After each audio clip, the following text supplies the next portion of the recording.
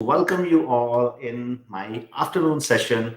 We bring this session, I should not say every Saturday because it's been a couple of weeks because of some busy schedule. I was not able to continue with this session on Saturday, but I thought it's been long time and we should be back onto the schedule. So we are restarting this session on Saturday sharp at 12 o'clock. Even today it's not sharp, it's 12:15 because it's been a long time. So I had to put up all the technology together and set up uh, the things, camera, audio quality, and all that stuff.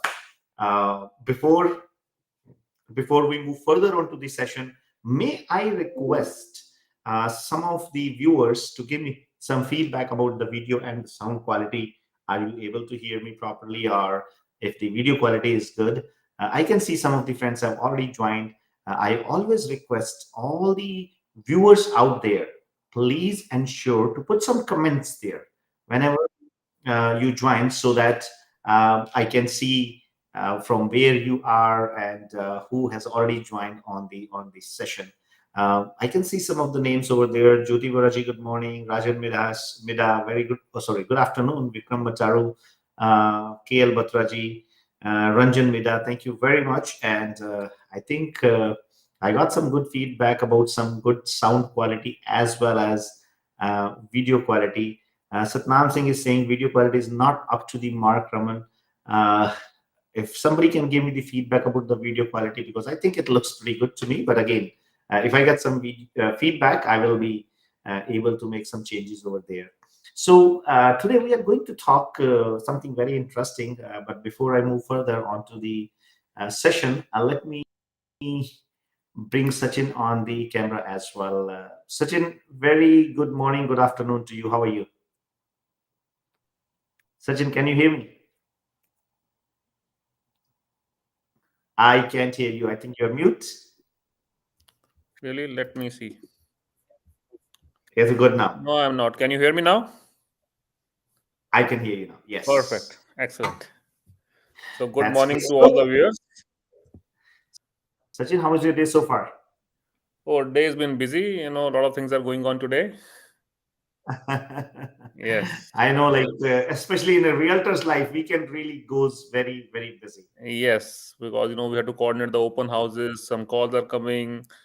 Somewhere we have to assign more people. Some things are getting cancelled, so we have to coordinate all those things. Absolutely. So, Sachin, we are going to talk something very interesting related to real estate because I keep getting a lot of from youngsters, especially at this in this age of, like, I would say 18 to 25. A lot of people, they're not sure, like, what direction they have to move on, which career they should adopt, especially, like, a lot of new immigrant and students when they come from back home from their countries. Like, it becomes very challenging for them to manage their day-to-day affairs. For the students, it becomes, like, a complicated matter. They have to manage their college, they have to manage the work, and then they have to think about how they have to build up their career. So we will have some interesting discussion about why real estate is a good career for the youngsters, right? Uh, I'm not saying the other careers are not important. That there are a lot of other opportunities available out there, but I think we, being in the real estate field, we can give a better understanding and guidance to youngsters, especially who uh, those youngsters who wants to come and join in real estate industry. Of course, it's a very well-paid profession, and uh, there's a lot of learning into so I think we will have some interesting discussion onto this. And I will request first, guys, if you have any question related to real estate, please don't hesitate to ask that question. Sachin is there, Lalit is going to be joining us very soon, and I'm there. So we can maybe give some clarification. कुछ ना कुछ हम आपके साथ बहुत अच्छा share कर सकते हैं, जिससे कि आपको उस चीज का बेनिफिट होगा, और स्पेशली यंगस्टर्स को शायद एक अच्छी डायरेक्शन मिलेगी अपनी लाइफ में, स्पेशली वो यंगस्टर्स जो रियल स्टेट के फील्ड को अडॉप्ट करना चाहते हैं. सो सचिन, यार आज थोड़ा सा ना अलग से शुरू करते हैं, राइट? पहले तो आप बताओ, आप रियल स्टेट में कैसे आए, ताकि बहुत सारे हमारे जो न्यू इमिग्रेंट है या यंगस्टर्स हैं, उनको एक डायरेक्शन मिले, उनको एक सोचने का जो है रास्ता मिले. So I would love to ask from you, आप रियल एस्टेट में कैसे हैं? So telling you the fact Raman, मतलब मेरा रियल एस्टेट में आने का कोई ख्याल नहीं था. मतलब मैंने कभी सपने में भी नहीं सोचा था कि मैं कभी रियल एस्टेट सेल करूंगा, क्योंकि somehow when I was in India, even though I was been doing sales from the moment I went out of the college, like sales has always been my line. Even though the products kept changing, but sales was my core. But real estate was one thing which I never thought of, because somehow in India, like real estate was not the first profession that anybody choose, to as a career. Over there, कोई education नहीं है real estate के लिए. Anybody and everybody can start selling real estate. So real estate was never even in dreams I thought that I will sell real estate. अगर मैं answer करूं कि real estate में आया कैसे, I will give that whole credit to you, because I might not have come to the real estate if I would not have met you. I would say it's a blessing that I rented your basement, and that's where I came to know कि real estate होती कैसे है. I saw you working hard, like I saw you working even 24 hours a day. Sometimes even in sleep you were working. So that's when I realized that, you know what, this is something can be done. So for me, I can give that credit to you, and that's where I start thinking that, you know what, yes, I can sell real estate too. But for a normal person, you were talking about, yes, you raise your Sorry, hand. sir, So I want to interrupt you onto that. I think I am getting the undue credit because of this. Yes, I think the circumstances, the situation became like that. So I think the credit should go to the circumstances and situation, that it was fortunate for me. The way we met, and you came there to live with us. So I think it was destined. destined, yes. Right? So the things which are destined to happen, we should not take credit for that. But the most important part of that story is because I have lived that story with you. But मैं चाहता हूं कि हमारे बहुत सारे viewers को ये पता लगे कि यार हमने कैसे अपना कैरियर शुरू किया, कैसे हमने जो है वो इनिशियल स्ट्रगल्स थी जो हमारी, हमने वो शुरू की. और फिर ललित की भी बड़ी इंटरेस्टिंग स्टोरी है, तो ललित से भी सुनते हैं. और ये जो दोनों स्टोरी है ना, ये बहुत सारे यंगस्टर्स को इंस्पायर करने वाली है कि आप किस तरीके से किसी भी आदमी के में आके अपना जो है कैरियर बिल्डअप कर सकते हो. और मैं ना अभी यंगस्टर को, Raman, I want to give one example. You were talking about all those youngsters who are coming from India, sometime on the student visa. They are studying, they are struggling to and make their ends meet. And today I'm living that life, because I have a girl staying in my house right now who's daughter of my cousin, and she just came in over here 3 weeks back. And I can see her struggle. Like, I know the background she's coming from. She's coming from a very comfortable background in Delhi. She's been doing a very comfortable job, and now I see her struggle every morning, every evening, taking trains, taking buses, just to reach to the college, take those classes, struggling to find basic jobs. I can see that struggle, and I can see the life of any student that they are going through right now. और अभी मैं सुबह उसको मैं drop करने गया हुआ था ब्रैम्पटन गेटवे टर्मिनल के ऊपर, and I told her that, there was a building, Canif building, and I told her that one day I came to get a apartment on rent in this building, and they refused me to give me the apartment just because I did not have the job. I was willing to pay 3-4 months of rent, but even then they refused me to give me the apartment just because I did not have the job. And today, like, in front of that building, there's a new pre-construction Stella building coming, wherein we have sold 125 units in single building right in front of that building. क्या मैंने तब ये सोचा था कि जिस building में मुझे जगह नहीं मिल रही रहने के लिए, उस बिल्डिंग के सामने हम 125 यूनिट्स बेचेंगे?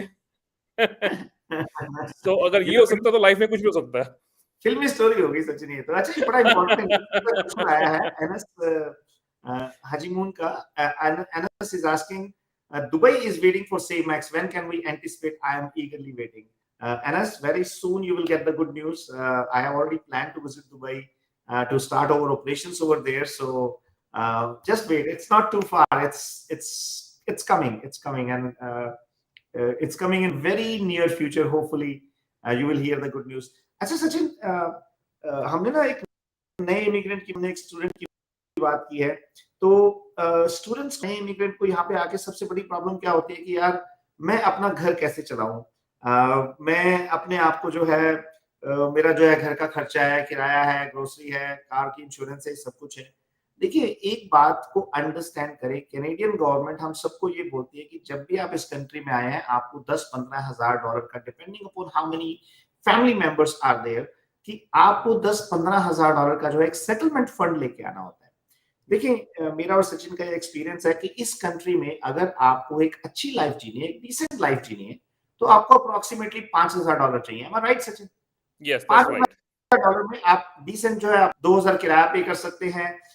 500 से लेकर $700 आपकी गाड़ी का खर्चा होगा, $700 से $800 जो आपकी ग्रोसरीज का खर्चा होगा। सो ये आपका $3,000-$3,500 की रेंज में बन जाता है।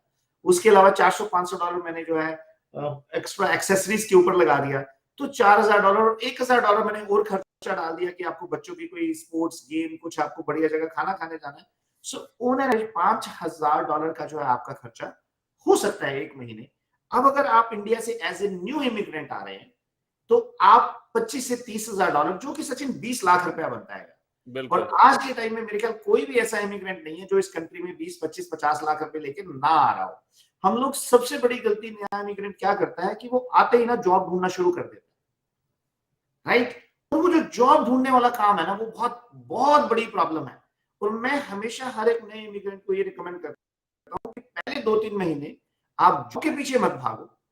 आप जो है थोड़ा सा टाइम लाओ, आप इस बात को अंडरस्टैंड करो कि किस तरीके से मैं अपने आप को इस कंट्री के अंदर एस्टेब्लिश कर सकता हूँ, किस तरीके से मैं काम कर सकता हूँ। मैं बताता हूँ, यहाँ पे बहुत सारी फ्रीलांसिंग जॉब है। मैं अभी कल परसों किसी स्टूडेंट से बात कर रहा था सचिन, तो मैं उसको ये बता रहा था कि यार अगर आप ऐसे स्टूडेंट भी यहाँ पे आए हो ना, आप कुछ ना करो, एक शॉवल उठाओ, विंटर के अंदर किसी भी गली में चले जाओ, आपको हर आदमी $30-40 जो है स्नो क्लीन करने के दे देगा। मैं आपको रमन एग्जांपल देता हूँ, मतलब आपने ये बड़ा एक छोटा सा एग्जांपल दिया है, क्योंकि right, you know what, as I said, I have a girl in my house right now, and she was looking for a job, and I told her, you know what, instead of look for a job, what you do is that, because you used to teach students, tuition करते थे India के अंदर, तो why don't you just post some, you know, post on Instagram and Facebook that, know what, I just came from India and I can teach grade 5, 6, 7 students. Within 2 days she got 10 responses and she already have a job wherein she is teaching students, there you go. and that's a $18 an hour job. Yes, Well, it's a first step. yes. And I तो told her, you know what, your first step है, don't even look for this job again. You can do this job to start with. You can start tutoring at your house, and you might have 5 students in 1 hour, and you might be making $70-80 over in an hour. या बिल्कुल तो बिल्कुल सचिन, इस मतलब पे देखो, और opportunities बहुत हैं। बिल्कुल सचिन, इस पे थोड़ी सी और डिस्कशन करेंगे। पहले आपकी स्टोरी पे चलते हैं कि आपने जी। रियल एस्टेट का लाइसेंस कैसे लिया। So as I said, as we mentioned that, you know what, we both were working together, and I saw you doing real estate. So one fine day, you told me, you know what, Sachin, why don't you do real estate?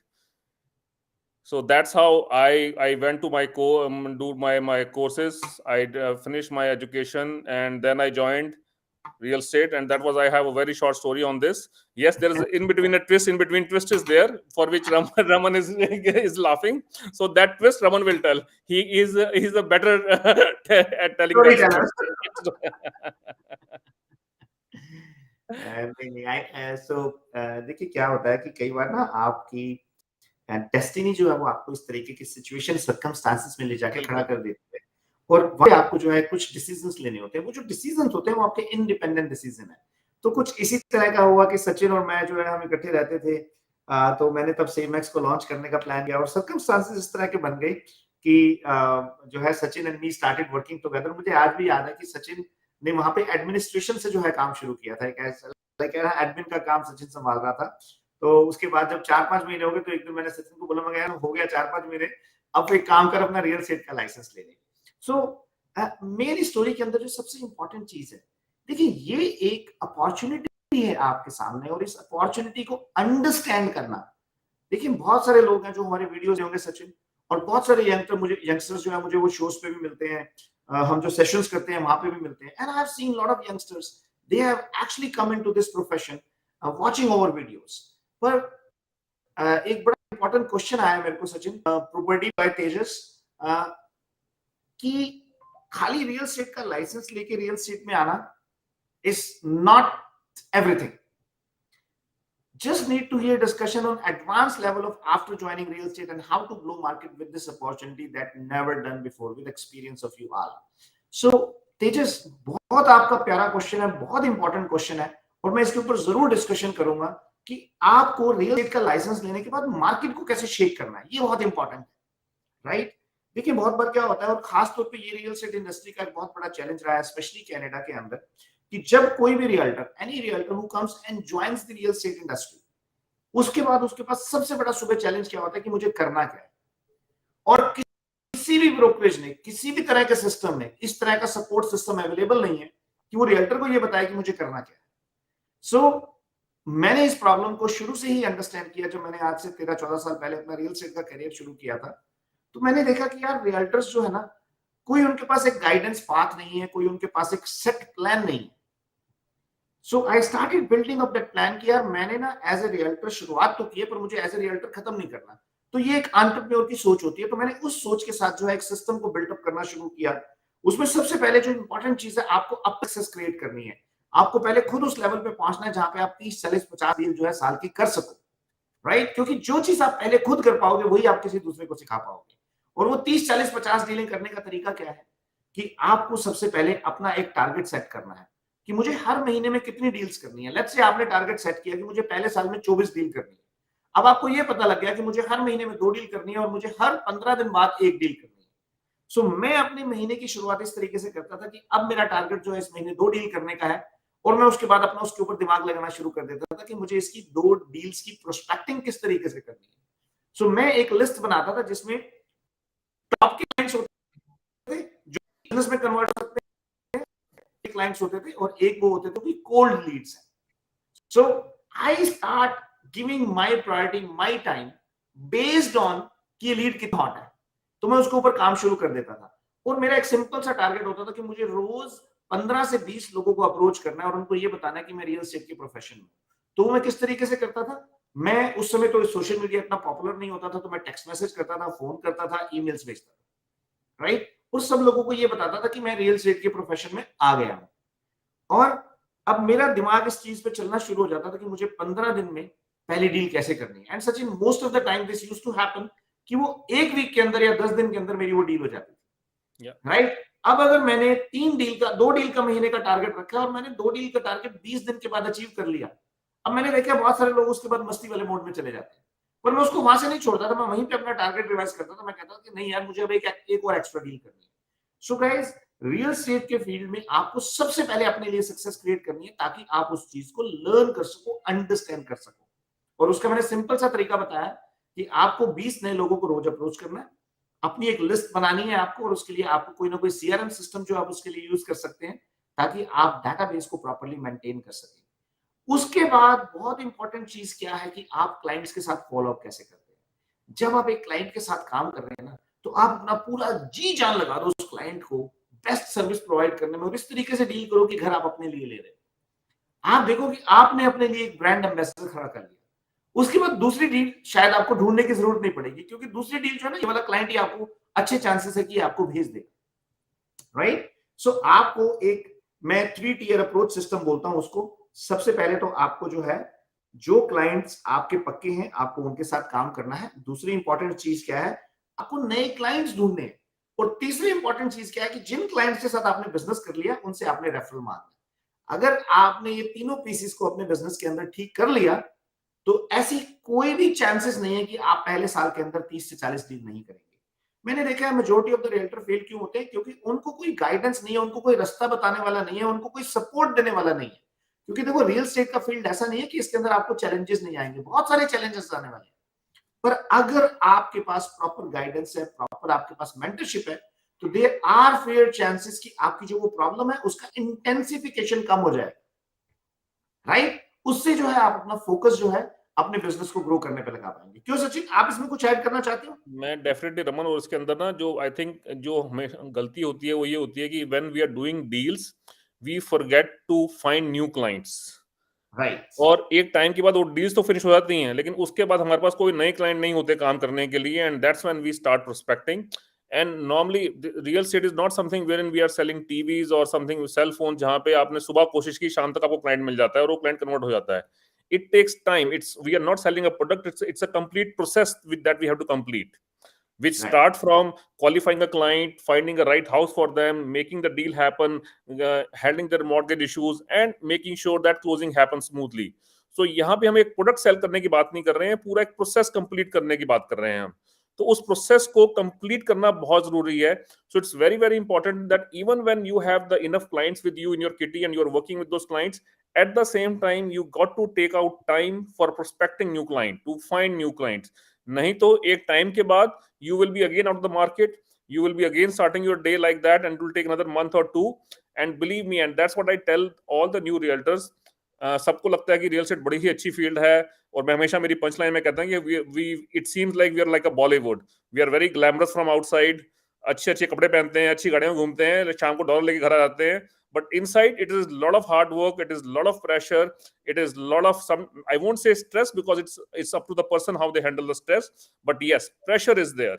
So it is very, very important कि आप consistently काम करें, prospecting consistently करें, अपने clients को best service provide करें, and that's what creates success. Again, as you rightly said that पहले साल के अंदर 25-30 डील करना मुश्किल नहीं है, until unless we are working towards that and working consistently towards it.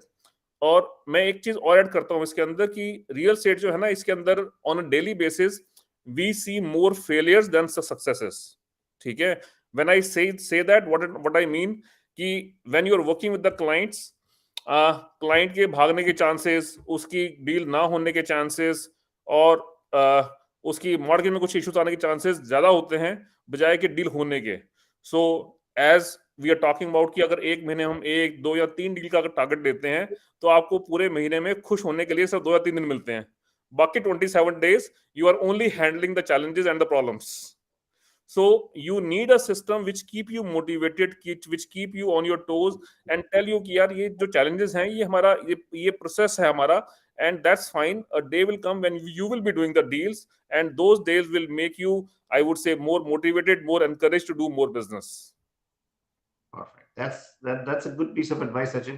Let's take Lalit on live as well. Lalit, good morning. How are you? Good afternoon. How is everything? Good afternoon, Raman. Good afternoon, Sachin, and good afternoon to all our listeners. How's everything, sir? Lalit is enjoying his chauffeur-driven car today. Yeah, actually, I'm on my way to meet our very old client. We have done around 4 or 5 transactions with them in the past around 6 years. So today they have just invited me, so I'm just going there. Oh, fantastic. That's good. So आज तो फिर बढ़िया lunch वंच होने वाला है, ललित लग रहा है. बिल्कुल जी, बिल्कुल पूरी दावत है. ललित, आपका भी एक बहुत अच्छा कैरियर आपने बिल्टअप किया रियल एस्टेट के अंदर, और आप ऑलमोस्ट 150 लोगों की टीम को आप मैनेज करते हो, 150 प्लस लोगों की टीम को सचिन मैनेज करते हैं. तो और मैं आपको वैसे बता देता हूँ कि पूरी कंट्री में ये अपने आप में एग्जांपल है दोनों बंदे.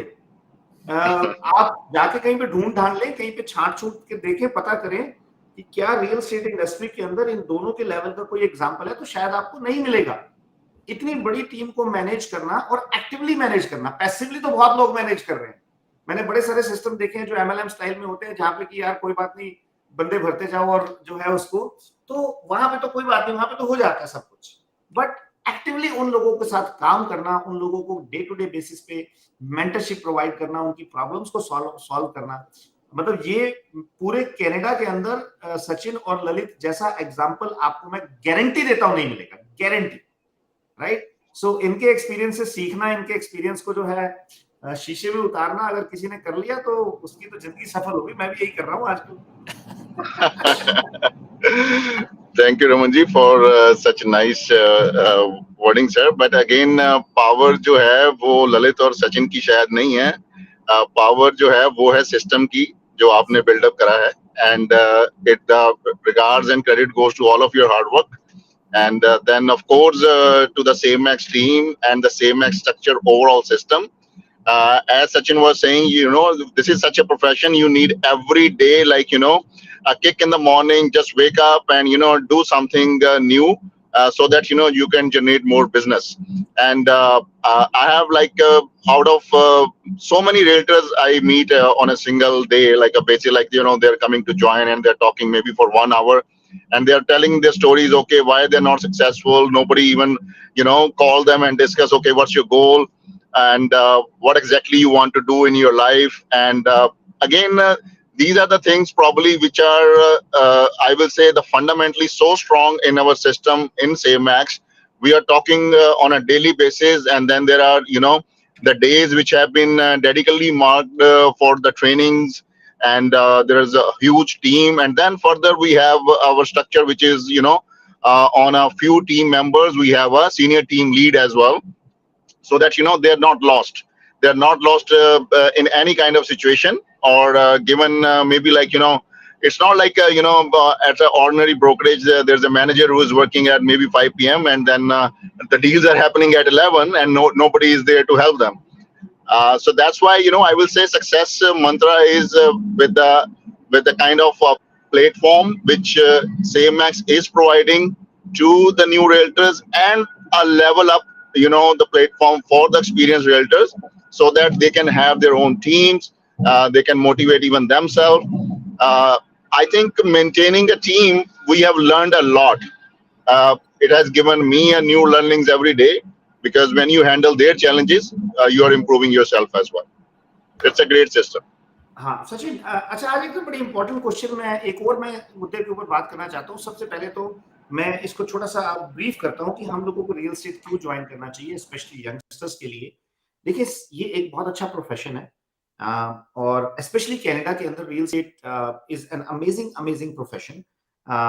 आप कोई भी हाई स्कूल ग्रेजुएट जिसके अंदर की स्किल सेट है, या जो मेहनत करने से नहीं घबराता है, के पास एक अपॉर्चुनिटी है कि आप रियल एस्टेट का कोर्स करें, जो ओंटारियो में 5 से 6 महीने लगते हैं, वैंकूवर के अपना बीसी के अंदर, अल्बर्टा के अंदर वहां पे 2 से 3 महीने के अंदर एक कोर्स हो जाता है।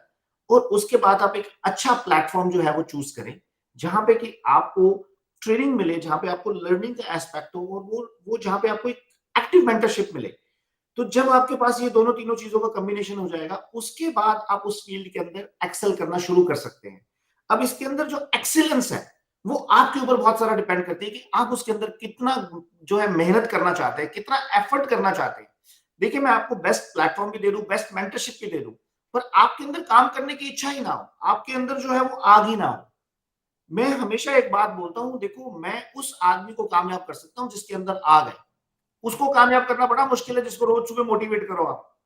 आप कितने दिन उसको मोटिवेट कर लोगे? 2 दिन, 4 दिन, 5 दिन, 6 दिन, फिर उसकी झाग जो है वो नीचे बैठ जाएगी। तो कहीं ना कहीं आपके अंदर वो फायर होना बहुत जरूरी है। हाँ, उस फायर को इंटेंसिफाई मैं कर सकता हूँ, उस फायर को मैं एज ए कैटलिस्ट का काम करके उसकी जो है आपकी सक्सेस को मैं एक्सपीडाइट कर सकता हूँ। और मैं एक चीज की गारंटी देता हूँ, आप कहीं पे भी, हमारे पास बहुत बड़े बड़े एग्जाम्पल हैं। सचिन, अभी रिसेंटली हमारे पास एक बहुत अच्छा एग्जाम्पल है, हमारे एक मेरे बड़े प्यारे दोस्त है राज शर्मा जी। तो वो SaveMax टीम का हिस्सा थे जब हमने SaveMax को शुरू किया था, और because of some reasons, he decided to leave the platform। तो आप उसके बाद देखिए कि उसने 2-3 प्लेटफॉर्म अलग अलग जगह पे काम किए, पर 10 साल के बाद जो है उसको ये चीज का मतलब एक होना कि नहीं यार, SaveMax का प्लेटफॉर्म जो है वो वाकई में ही बहुत जबरदस्त प्लेटफॉर्म है। तो ये अपने आप में एक बहुत बड़ी चीज है। और सचिन, मैं एक बात बोलता हूँ, और ये बड़ी एक फेमस सी सेइंग भी है कि आप अपने सराउंडिंग में जो 5 लोग हैं, आप उनमें से एक बन जाते हैं, या आप उन जैसे बन जाते हैं। अगर आपकी सराउंडिंग में 5 विनर्स है तो आप भी विनर बन जाते हैं, आपकी सराउंडिंग में 5 लूजर्स है तो आप भी लूजर बन जाते हैं। तो ये जो सराउंडिंग है, एटमॉस्फेयर को क्रिएट करना, ये बहुत इंपॉर्टेंट है, और खास तौर पे रियल एस्टेट के फील्ड में, ताकि आपको रोज कहीं ना कहीं से मोटिवेशन, रोज कहीं ना कहीं से थोड़ा सा पुश मिल सके। तो मैं यंगस्टर्स को ये अपील जरूर करता हूं कि आप इसको अपनी फर्स्ट चॉइस ऑफ प्रोफेशन बनाए, रियल एस्टेट को लास्ट ऑप्शन मत बनाए इसको। अगर आप इसको फर्स्ट चॉइस बना के चलेंगे तो आपको इसमें कामयाबी जरूर मिलेगी। राइट सचिन? यस, उसमें रमन क्या कहते हैं, जैसे आपने बताया कि इट ऑल डिपेंड्स अपॉन आपके अंदर कितनी फायर है, आप खुद कितने मोटिवेटेड हैं। ऑलवेज से SaveMax जो हमने सिस्टम बनाया है, we have made a amazing launch pad, it's amazing I would say platform. But उस प्लेटफॉर्म से हमारे पास कैपेबिलिटी है कि we can make aeroplane fly, we can make a rocket fly, we can make a scooter fly, we can make a motorcycle fly, but कितना ऊपर और कितनी दूर तक जाएगा वो इस बात पर डिपेंड है कि आपके अंदर इंजन कौन सा लगा हुआ है। मैं आपके इंजन की, या फिर हम लोग मिलकर आपके इंजन की आई वुड से फाइन ट्यूनिंग करके उसकी स्पीड को इंक्रीज तो कर सकते हैं, लेकिन उसकी स्पीड को 10 गुना नहीं कर सकते। वो एक practically impossible चीज है. So it's very very important that you have to have fire in you, you have to have that motivation in you, and you have to have that urge to create success for yourself. और जहां तक अपना youngster की बात करते हैं, definitely we always carried that dream, क्योंकि चाहे मैं अपनी बात कर लूं, चाहे रमन मैं आपकी बात करूं, हम यहाँ मोस्टली जो लोग रियल एस्टेट के अंदर है, आई would say 90% of the people who are working in real estate, not only in Save Max but outside Save Max also, we all have chosen real estate as a backup career, as a second career, for whatever reason. शायद हमको अपने बाकी जो हम काम करते थे उसमें सक्सेस नहीं मिला, या फिर we thought that we can make more money in real estate. So that's why we all have chosen this as a second or a backup career. Whereas this industry, this is, I would say, a demand of the industry, this is the need of the industry, that youngsters should choose real estate as a first time career, and they should not look at this as a tool to make money or create success as a faster pace. They should look at like a career only, just like doctors or lawyers or any other profession, wherein you get into a career, you educate yourself, you get into the training, you learn the profession, and you slowly you start creating success for yourself. And that's how this profession should be treated.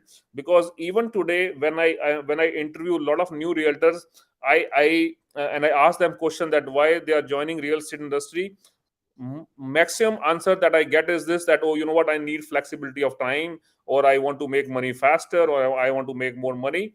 Definitely the money is there, the flexibility is there, but it will come with the time. Do not expect that just because you have got a license, something is going to happen overnight and you're going to start making money overnight. It is a hard work, it's a process, and you have to go through that. It's very very important, and definitely for a youngsters, it is an amazing field if they choose it as a career, not just a way to make money. Yeah. Sachin, एक बड़ा प्यारा question आया Tenzin Choke का, and I will ask Lalit to answer this question. Do we have to pay to learn? Lalit, कुछ pay करना पड़ता है learn करने के लिए? आई थिंक ये आपका अपना एफर्ट है, और अगर आपके पास if there is a strong mentorship available in our structure, you are not paying anything, you are just devoting your time.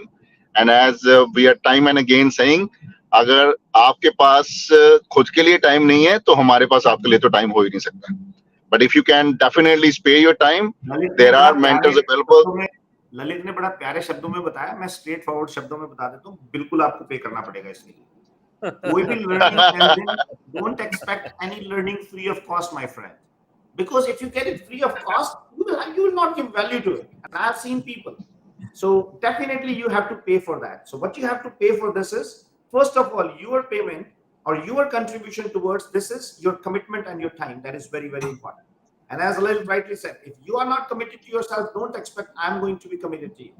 If you don't want to work hard for your success, don't expect others to work hard for your success.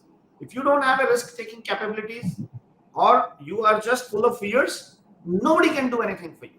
So please make sure, understand the value of learning, right? Is there any school, is there any college, any university where you go and get the learning, get the training free of cost? No, you go and pay for it, right? Only then you get the value for that.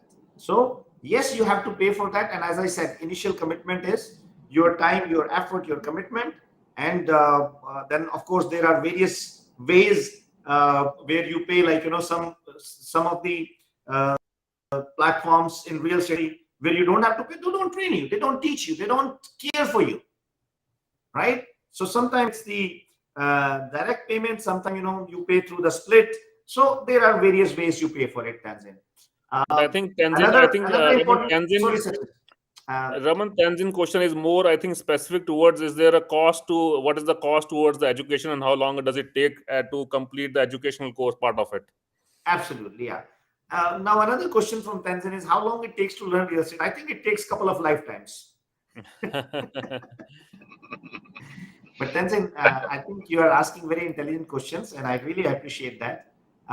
So we haven't started our operations in US. I think it takes another 3 to 6 months in US as well, but very soon we have a plan to launch our branches in US as well. So we will just keep an eye onto it. And as I mentioned, like, it is not that you have to pay something upfront. It is basically you have to pay for the courses, then you have to be ready to have those equipments and whatever you need to start your business. So that is an initial investment which you have to make. But you know, the way we have designed the system, it is not that you are paying anything upfront. So you can definitely join for the team model, which again, like, you know, we will discuss in some of the coming sessions. Sachin, I have another question here.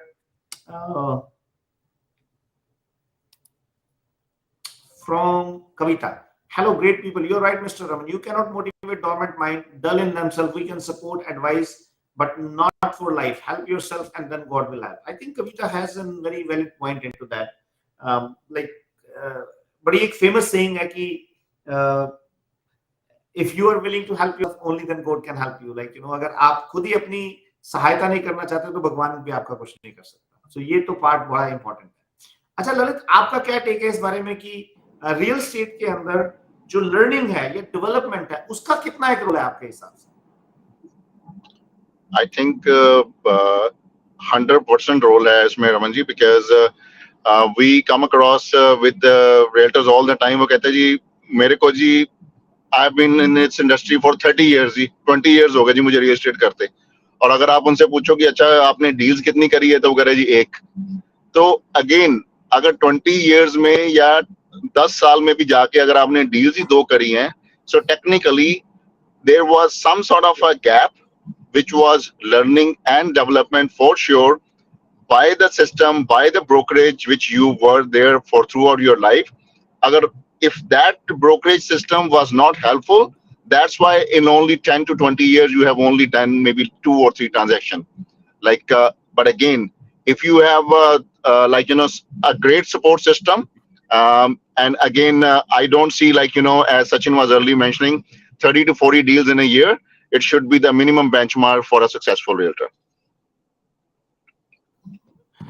That's fantastic. So, Sachin, हमारे पास 10 minute है. मैं एक और बड़ा important topic जो है उसके ऊपर थोड़ी सी डिस्कशन करना चाहता हूं, और ये मेरा बड़ा ओपन क्वेश्चन है सारे व्यूअर्स से. सचिन, आपसे भी, ललित आपसे भी.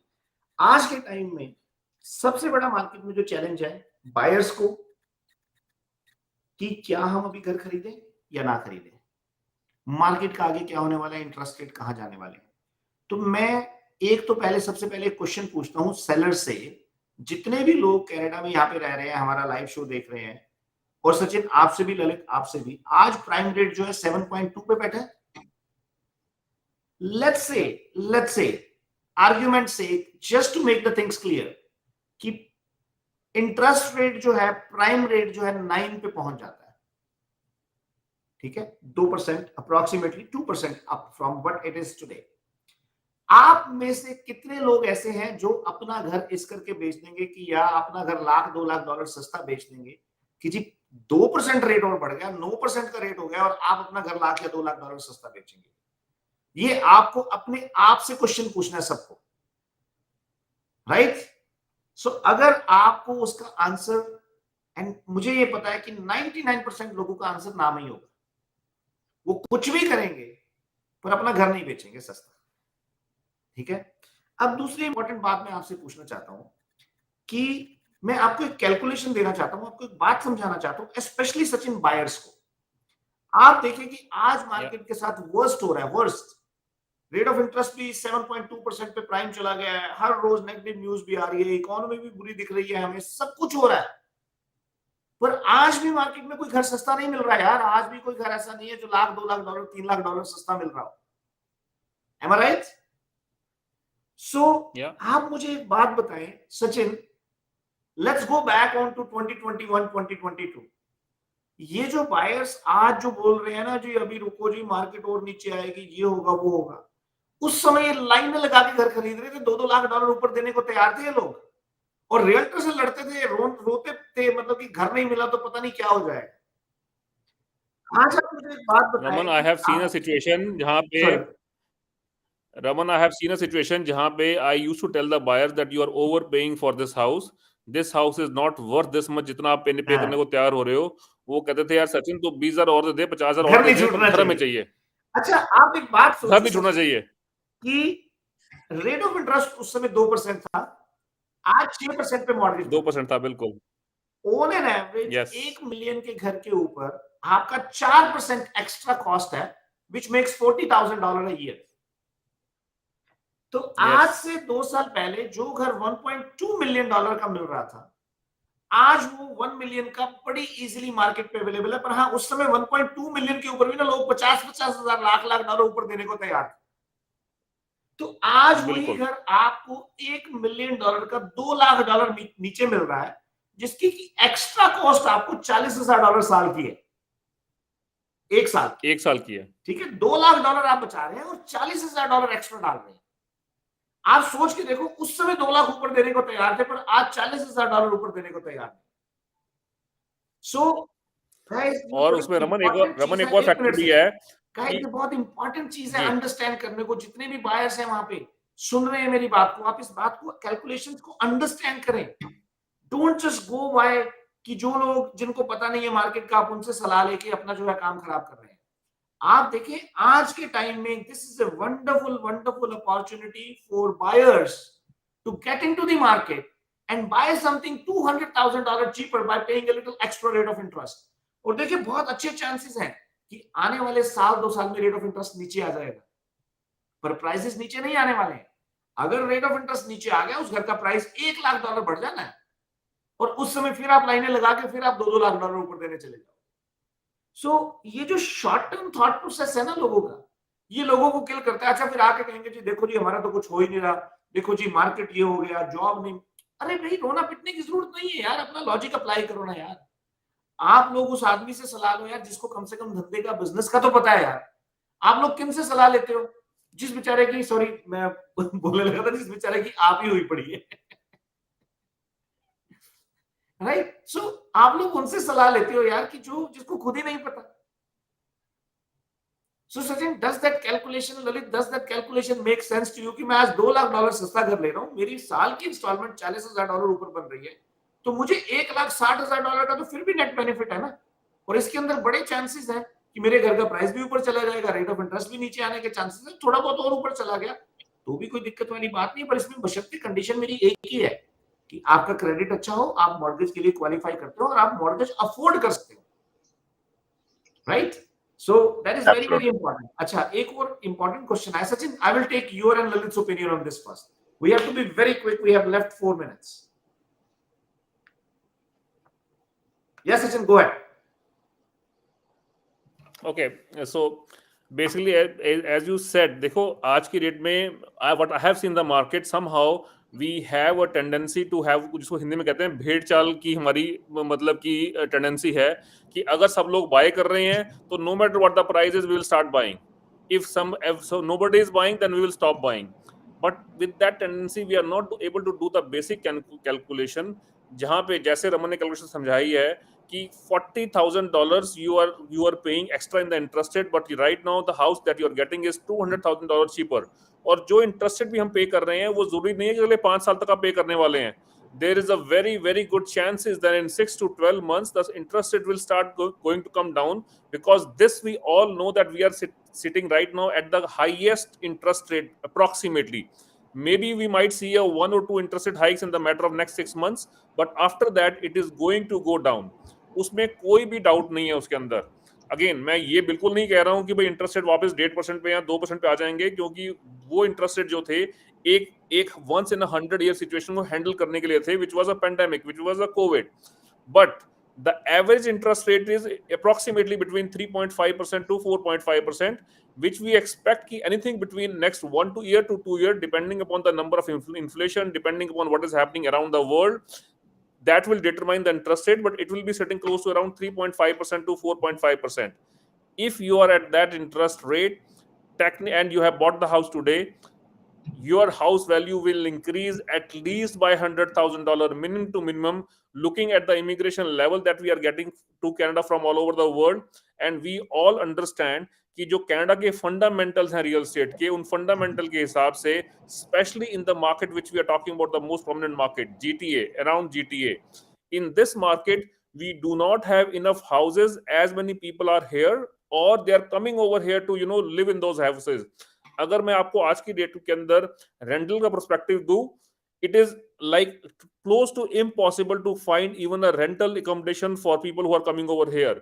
चाहे वो स्टूडेंट्स हैं, चाहे वो वर्क परमिट होल्डर्स हैं, चाहे वो आई वुड से द न्यू इमिग्रेंट्स हैं, अगर आज के डेट के अंदर, and Raman you know this is the actual figures, आज की डेट के अंदर अगर with the same interest rate government सिर्फ वर्क परमिट होल्डर्स के ऊपर से रिस्ट्रिक्शन हटा देती है घर बाय करने के लिए, believe me only that one decision even with the interest rate that will push the market by 5 to 7%.